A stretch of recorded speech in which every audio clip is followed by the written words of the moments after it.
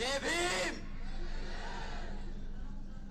सलाम साथियों और मेरा आप सभी को प्रणाम। साथियों, इससे पहले मैं आप सबके बीच में अपनी बात रखूं, मैं यहाँ मौजूद सभी माताएं, बहनें, बड़े बुजुर्ग और युवा साथियों का जो पिछले 3-4 घंटे से हमारा यहाँ इंतजार कर रहे हैं, गर्मी में बैठे हैं हमें सुनने के लिए, आप सभी का मैं तहे दिल से धन्यवाद करता हूं। साथियों, साथ ही साथ आज यहाँ मंच पे मौजूद सभी छोटे बड़े नेता, सभी पदाधिकारीगण, आप सभी का भी मैं तहे दिल से धन्यवाद करता हूं कि आपने आज की जनसभा को इतनी अच्छे से सक्सेसफुली और ऑर्डर से एग्जीक्यूट किया है।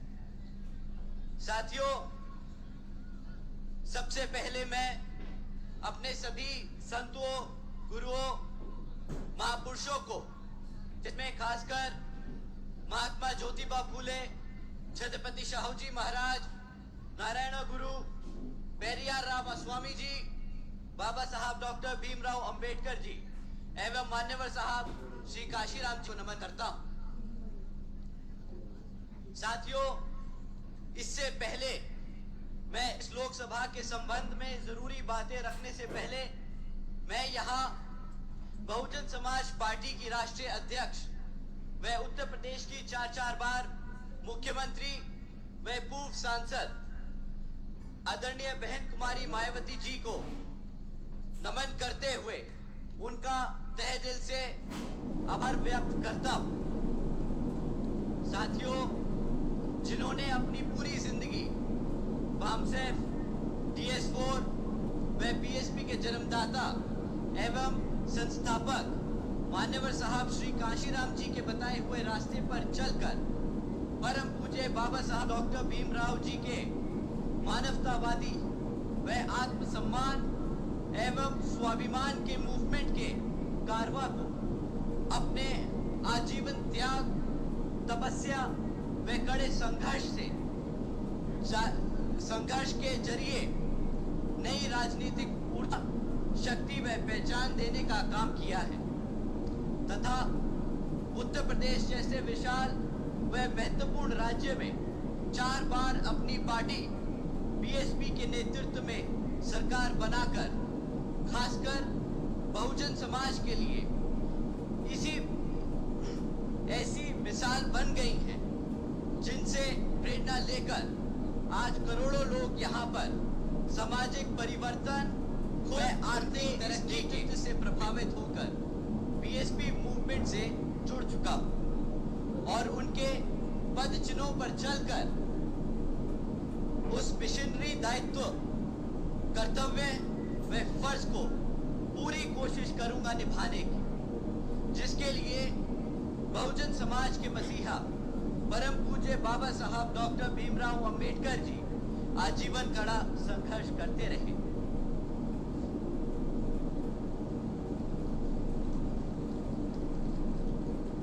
साथियों, मैं ये बात कुछ 2-3 रैलियों से, 2-3 मीटिंगों से दोहराता आया हूं, परंतु आज आप सबके सामने मुझे पहली बार अपनी बात रखने का मौका मिल रहा है, तो मैं फिर से आप लोगों के बीच में ये बात दोहराना चाहूंगा। साथियों, विपक्षी पार्टियां, उनके चमचे हमारी पार्टी के कैडर को, हमारे लोगों को, हमारे कार्यकर्ताओं को भ्रमित करने की कोई कसर नहीं छोड़ी। हमारे कार्यकर्ता, हमारे वर्करों को डिमोरलाइज करने में कोई कसर नहीं छोड़ी। सबसे ज्यादा तकलीफ हमारे कार्यकर्ता को तब होती है जब उन्हें सुनने को मिलता है कि भाई हाथी किताबों के बोझ से दब रहा है, इस पे एक फाइनेंशियल बर्डन बहुत ज्यादा है। परंतु साथियों, ऐसी कोई बात नहीं। आप लोगों ने इलेक्ट्रल बॉन्ड्स के बारे में सुना होगा, आप लोगों ने क्या उसके बारे में जानकारी है? साथियों, जिनको उसके बारे में जानकारी है अपने हाथ उठाएं। आधे पंडाल में हाथ उठे हैं, आधे में नहीं। तो साथियों, मैं आप लोगों से इलेक्ट्रल बॉन्ड्स के बारे में बात करता हूं। क्योंकि वो इन किताबों से जुड़ा है। साथियों, पिछले 6 सालों में 25 राजनीतिक दलों को इन इलेक्टोरल बॉन्ड्स के द्वारा बड़े बड़े धरना सेठों से, उनकी कंपनियों से इनको इलेक्टोरल बॉन्ड्स के द्वारा चंदा मिला। आपको पता है कि इन 25 राजनीतिक दलों को पिछले 6 साल में कितना चंदा मिला? साथियों, 16,500 करोड़ रुपए इन 25 राजनीतिक दलों को मिले। परंतु आप जानते हैं इन 25 राजनीतिक दलों में किन किन का नाम था और किन का नहीं? साथियों, बीजेपी से लेकर समाजवादी पार्टी तक का नाम था, परंतु इसमें आपकी बीएसपी का नाम नहीं था।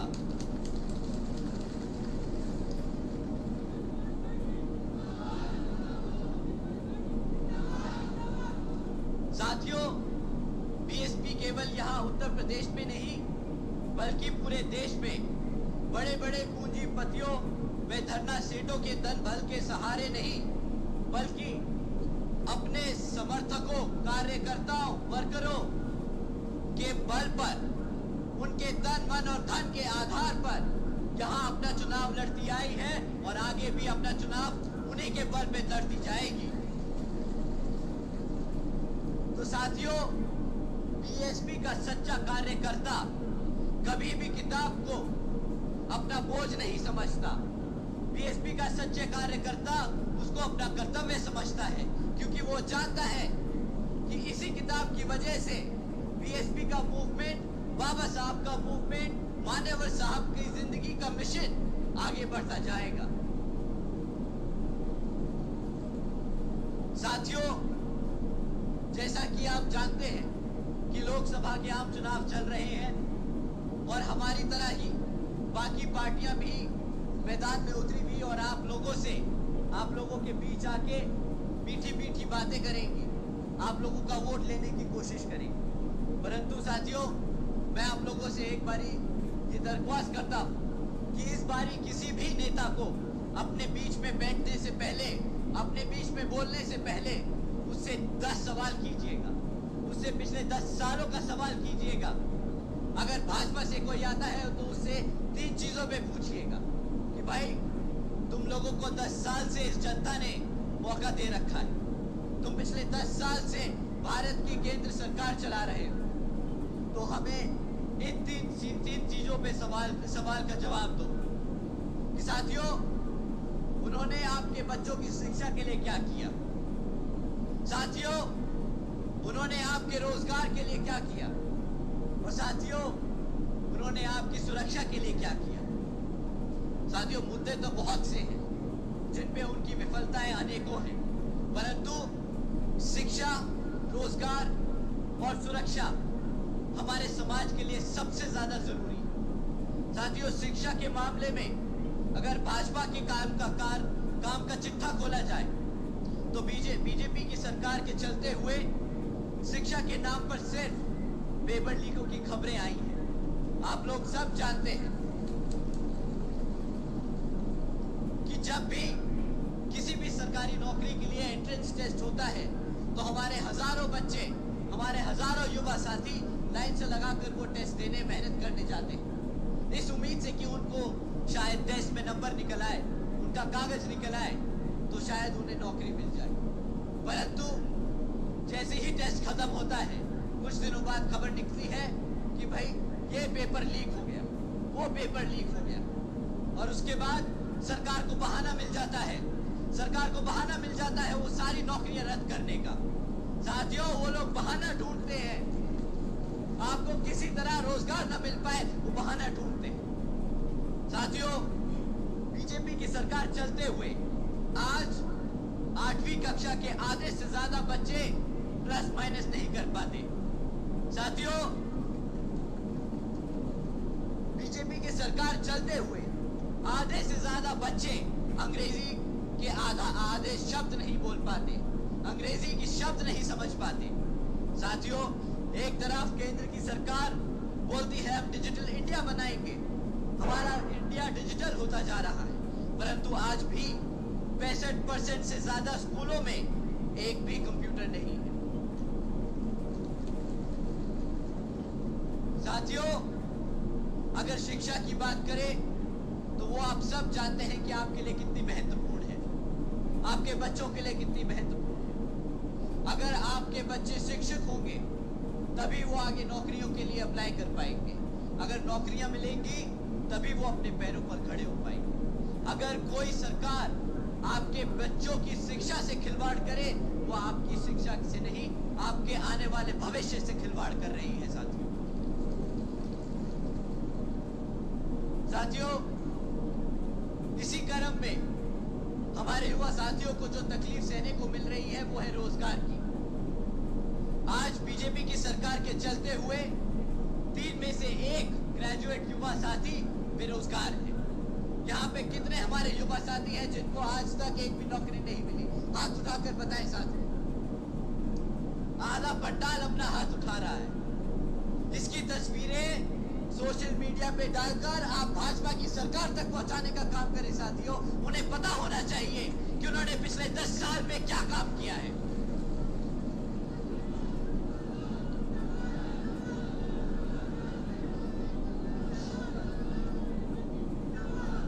साथियों, पिछले 10 सालों में सरकारी नौकरियों को तो आता पता नहीं, अगर प्राइवेट सेक्टर में कहीं एक आधी नौकरी निकल भी जाती है तो वहां पर भी 10-10 नौकरियों के लिए 10-10 हजार लोग अप्लाई कर रहे होते।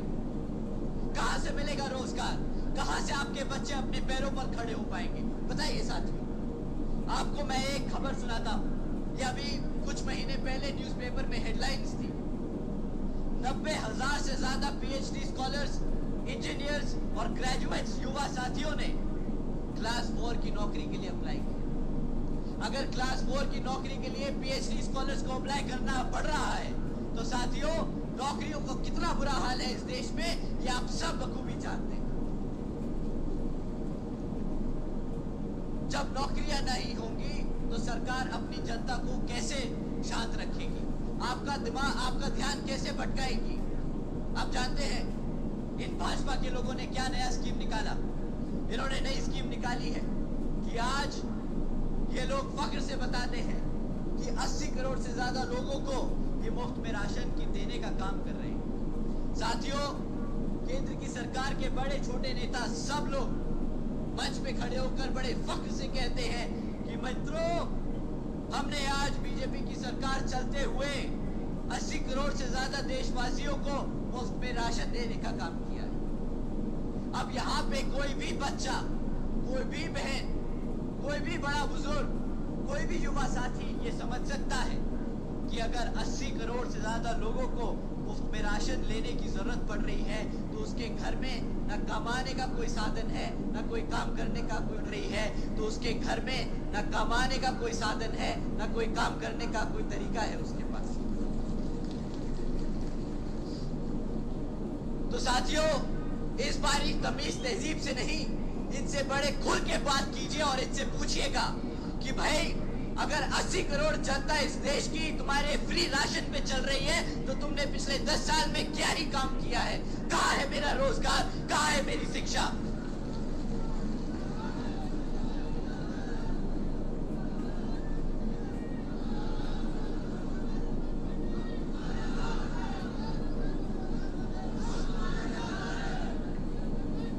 साथियों, दूसरा सवाल, इसी 80 करोड़ की स्कीम पर, इसी राशन की, फ्री राशन की स्कीम पर आपको दूसरा सवाल इनसे पूछना होगा कि भाई, ये 80 करोड़ लोगों को फ्री में राशन बांटने की कीमत क्या है? क्योंकि ये भी कभी ना कभी आपके टैक्स के पैसों से दिया जा रहा है। ये भारत की सरकार का लिया हुआ कर्जा है जो हमारे लोगों को बांटा जा रहा है राशन की और राशन के रूप में। तो साथियों, इसकी कीमत भी आज नहीं तो कल आपके बच्चों को चुकानी होगी। तो इनसे पूछें कि इसकी कीमत क्या है। साथियों, सरकार का डेटा कहता है कि अगर भारत की सरकार 80 करोड़ लोगों को ये मुफ्त में राशन देने का काम कर रही है तो इसकी कीमत 2 लाख करोड़ से ज्यादा है। साथियों, अगर भारत सरकार का पैसा, अगर आपकी मेहनत की कमाई का पैसा 2 लाख करोड़ रुपया ऐसे मुफ्त में राशन में बांटने में लगाया जाएगा तो फिर यहाँ पे कौन सा डेवलपमेंट हो रहा है इसका भी जरा हिसाब देने का काम आ गया है। साथियों, अब ये 2 लाख करोड़ रुपए राशन पे खर्च रहे हैं। प्रति एक घर में कितने का राशन पहुंच जाता है महीना? 500,000 रुपया,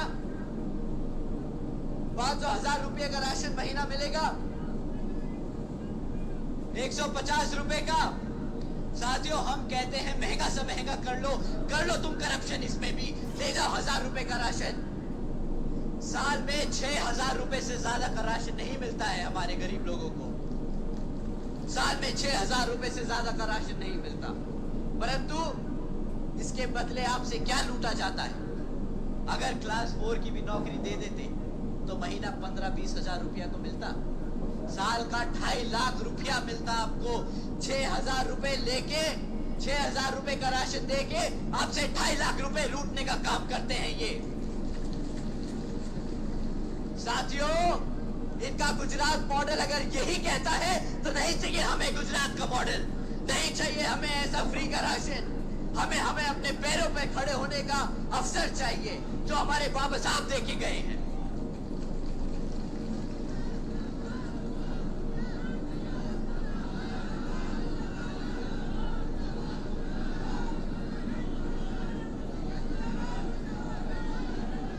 साथियों, ना ही आपके बच्चों को शिक्षा दे पाए, ना हमारे युवा लोगों को रोजगार दे पाए।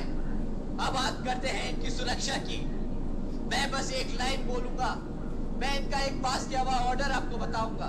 अगर ज्यादा बोला तो शायद नाराज ना हो जाएं ये लोग, परंतु आप लोगों को जानना बहुत जरूरी है। साथियों, अभी कुछ समय पहले भाजपा के मुख्यमंत्री जी ने यहाँ पर एक ऑर्डर पास किया। ऑर्डर में कहा कि लड़कियों को आज शाम को 8 बजे के बाद से प्राइवेट इंस्टीट्यूट्स में, कॉलेजेस में ट्यूशंस लेने की जरूरत नहीं है, उन्हें लेने नहीं दिया जाएगा। वो शाम को 8 बजे के बाद घर से बाहर नहीं निकल सकती, क्योंकि यहाँ की सरकार उनकी सुरक्षा की गारंटी नहीं ले सकती। साथियों, अगर ये सरकार आपके सामने बेशर्मों की तरह बोलती है कि हम अपनी बेटियों की सुरक्षा नहीं कर सकते, तो इस सरकार को सत्ता में रहने का कोई हक नहीं।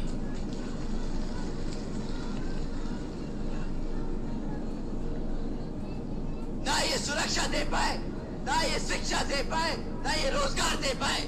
किस बात का अखंड भारत की बात करते हैं ये लोग? कहां से बनेगा अखंड भारत जब आप अपने लोगों को, अपनी जनता को सुरक्षित नहीं रख सके? आप लोगों ने धोखा नहीं दिया है, आप लोगों ने हमारी जनता को धोखा नहीं दिया, आप लोगों ने गद्दारी की है। आपसे बड़ा देशद्रोही नहीं अगर आप अपनी आवाम को अपने पैरों पर नहीं खड़ा कर सकते। साथियों, न सुरक्षा दे पाए, न शिक्षा दे पाए, न रोजगार दे पाए।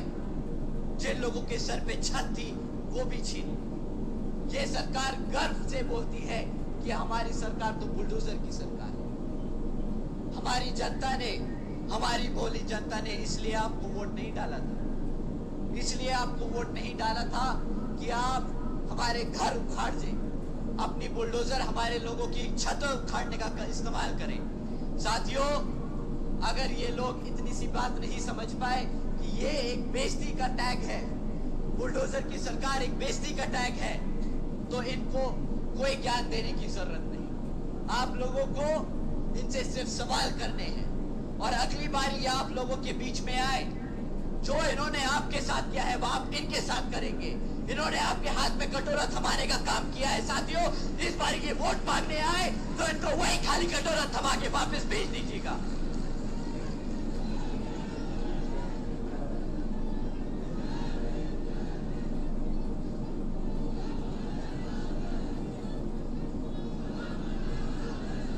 अब साथियों, इन्होंने आपको पढ़ने नहीं दिया, इन्होंने आपको रोजगार नहीं दिया। इनकी अपमानवादी सोच सोचिए, इनकी प्लानिंग समझिए। जब आप पढ़ेंगे नहीं तो अपने इतिहास के बारे में जानेंगे कैसे? जब आपको नौकरी नहीं मिलेगी तो आपको रिजर्वेशन कहां से मिलेगा? साथियों, इन्होंने आपके इतिहास को खत्म करने की कोशिश की है। अगर ये पार्लियामेंट में आपका संविधान नहीं बदल सकते तो ये इस तरीके से आपका भविष्य खत्म करने की कोशिश कर रहे हैं। साथियों, अगर बहन जी नहीं होती अब तक तो ये हमें कब का मिटा चुके होते।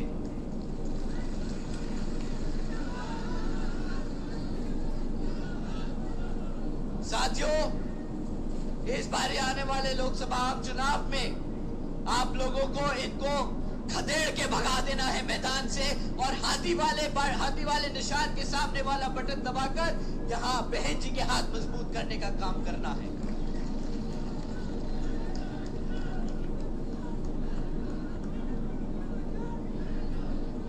साथियों, जैसा कि आप सब जानते हैं, हमारी पार्टी ने यहां पर अलग अलग क्षेत्रों में हमारे कैंडिडेट्स उतारे हैं, जैसा कि हमारे सारे कैंडिडेट्स आपके सामने खड़े।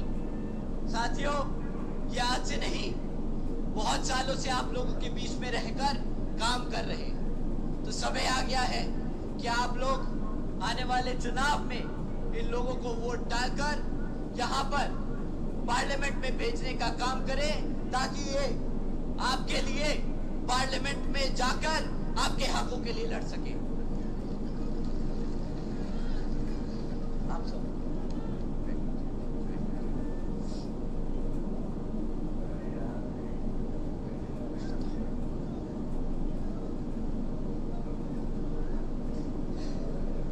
अभी मेरा भाषण खत्म नहीं हुआ साथियों, अभी तो बेइज्जती करना बाकी है, प्यार प्यार से करेंगे।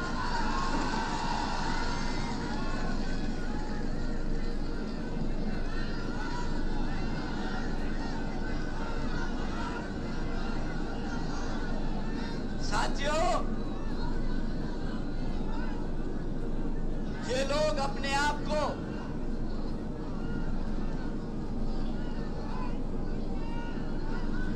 साथियों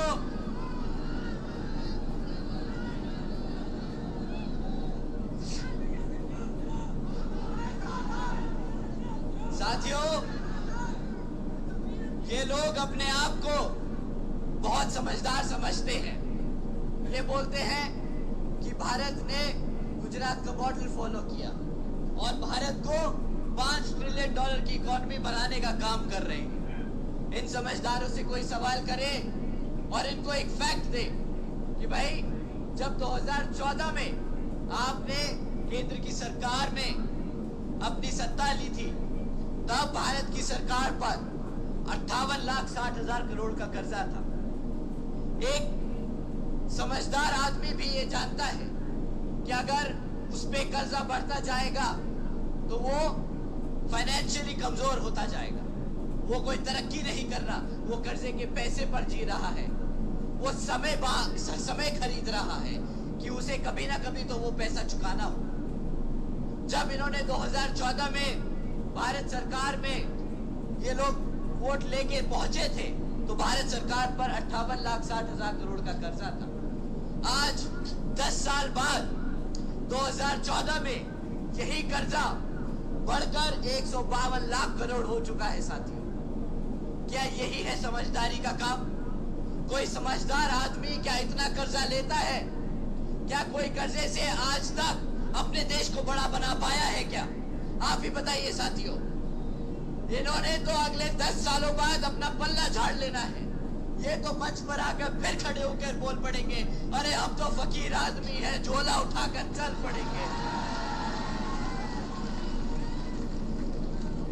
और ये 152 लाख करोड़ का कर्जा हमारे लोगों पर छोड़ जाएंगे। इन लोगों की पुरानी फितरत है साथियों, दूसरों का काम दूसरों पे चिपकाने का।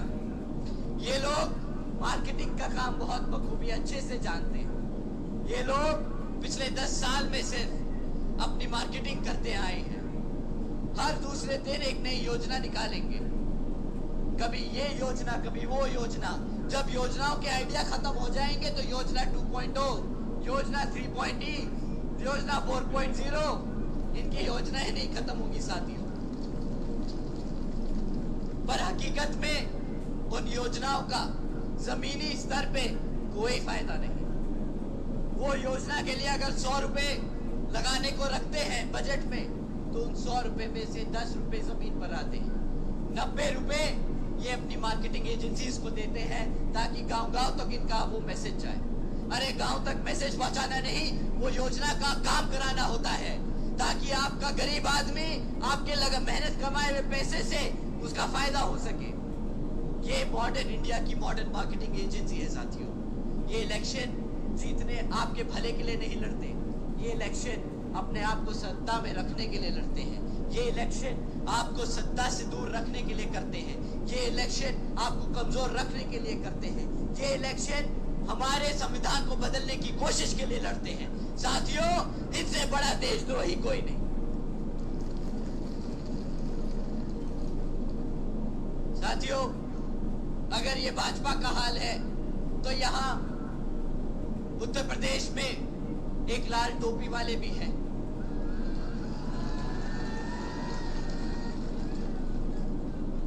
वो भैया साइकिल पे चढ़कर पूरे प्रदेश में चक्कर लगाकर एक बारी राज्य सत्ता में तो आ गए, परंतु आज भी 7 साल बाद उनके पास अपने काम 5 साल के कार्य के लिए क्या करा वो बताने को कुछ नहीं।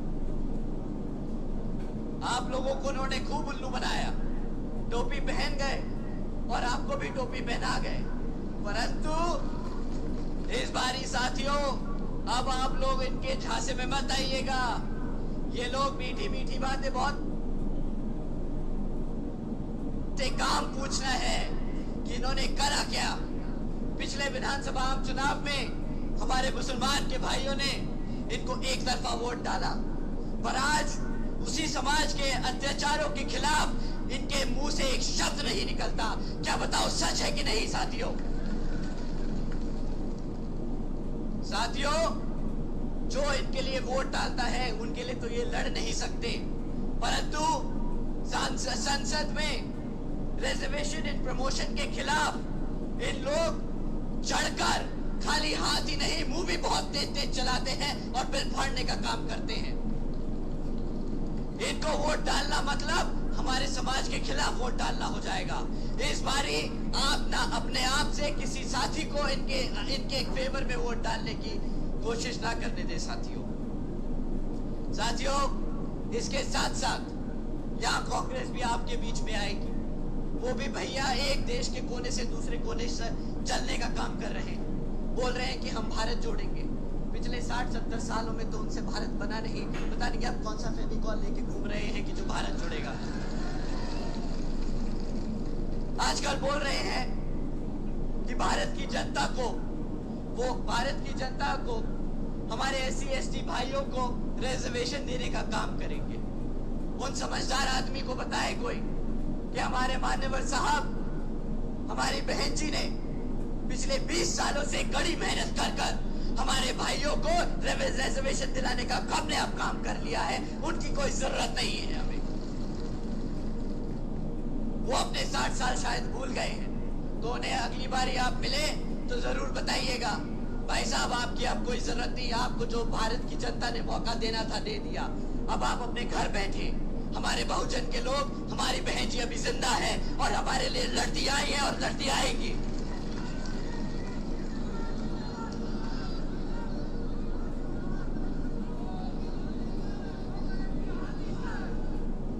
सही कहा, एक बार वो नारा जरूर दे दीजिए। आइए साथियों,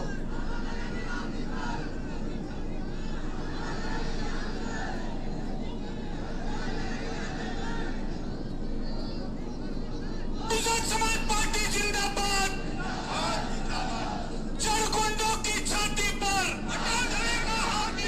चरगुंडों की छाती पर मोहर लगेगी हाथी पर, चरगुंडों की छाती पर मोहर लगेगी हाथी पर, चरगुंडों की छाती पर मोहर लगेगी हाथी पर। अनेका समिति जिंदाबाद, जिंदाबाद, जिंदाबाद। अनेका समिति जिंदाबाद, जिंदाबाद, जिंदाबाद। साथियों, समय आ गया है बताने का कि ये हाथी कभी झुकेगा नहीं, ना ये कभी रुकेगा। आने वाले लोकसभा चुनाव में बता दीजिए इन्हें कि यहाँ पर किसका राज चलता है? हमारे बहुजन समाज के लोग ना कभी झुके हैं ना कभी झुकेंगे, हमेशा आगे बढ़ते चलेंगे।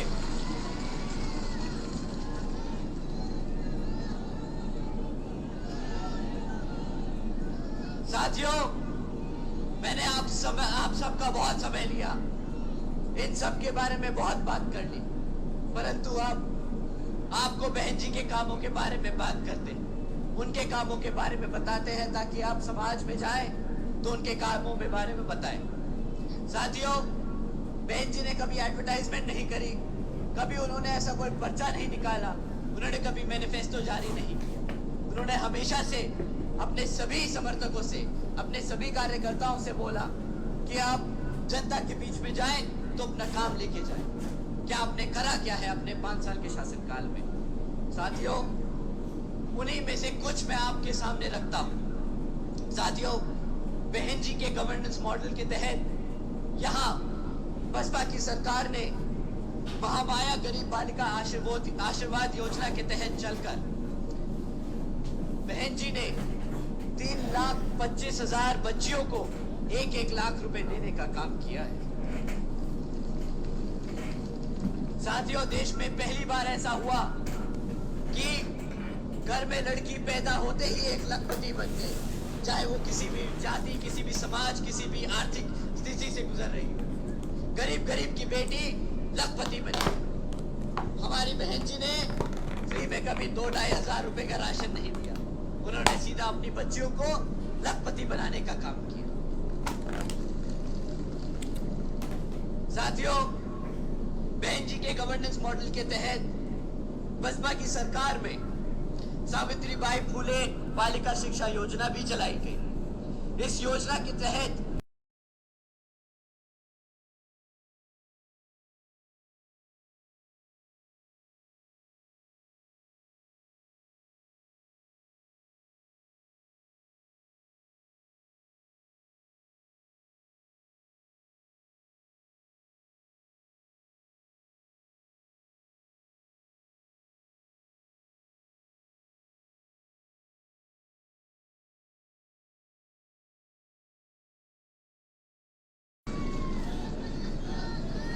बहन जी ने अपने शासनकाल में हर एक बच्ची को शेरनी बनाने का काम किया है। तो अपने समाज ने बहन जी को शेरनी बनाया तो उन्होंने पलटकर हर एक बच्ची को शेरनी बनाने का काम किया है।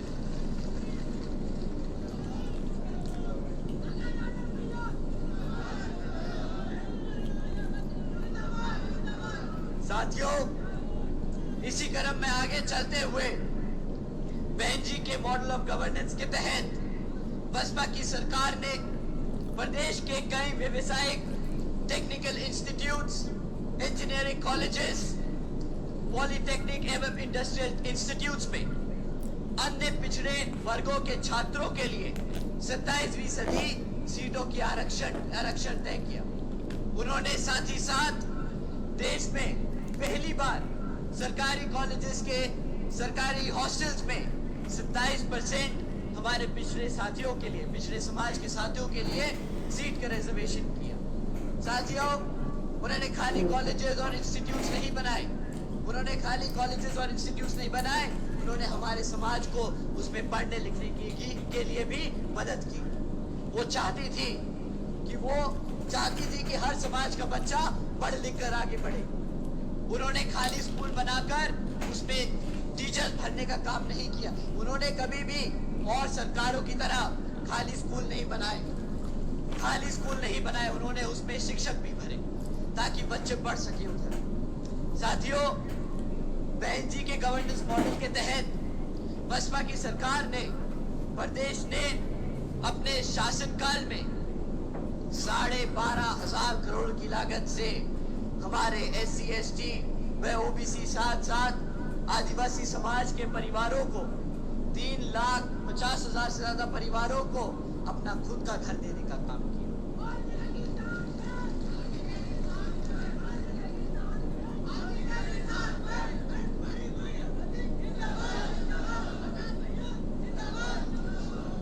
साथियों, साथ ही साथ बहन जी के गवर्नेंस मॉडल के तहत चलकर यहाँ बसपा की सरकार ने सरकारी नौकरियों के साथ साथ देश में पहली बार सरकारी ठेकों में भी आरक्षण की व्यवस्था लागू की।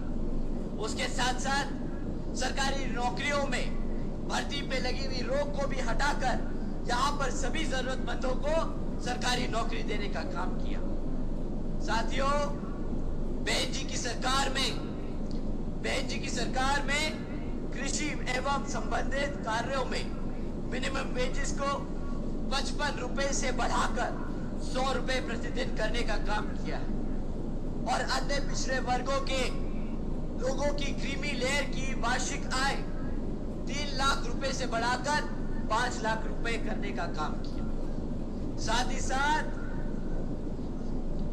साथ बहन जी ने गन्ना खरीदे के दाम दुगने कर दिए। साथियों,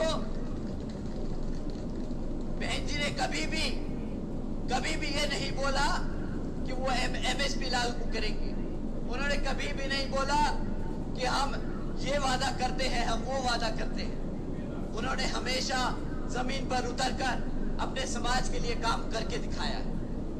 साथियों, इसके साथ साथ बहन जी ने अपने शासनकाल में 90,000 से ज्यादा अधिक शिक्षकों को सरकारी नौकरी दी।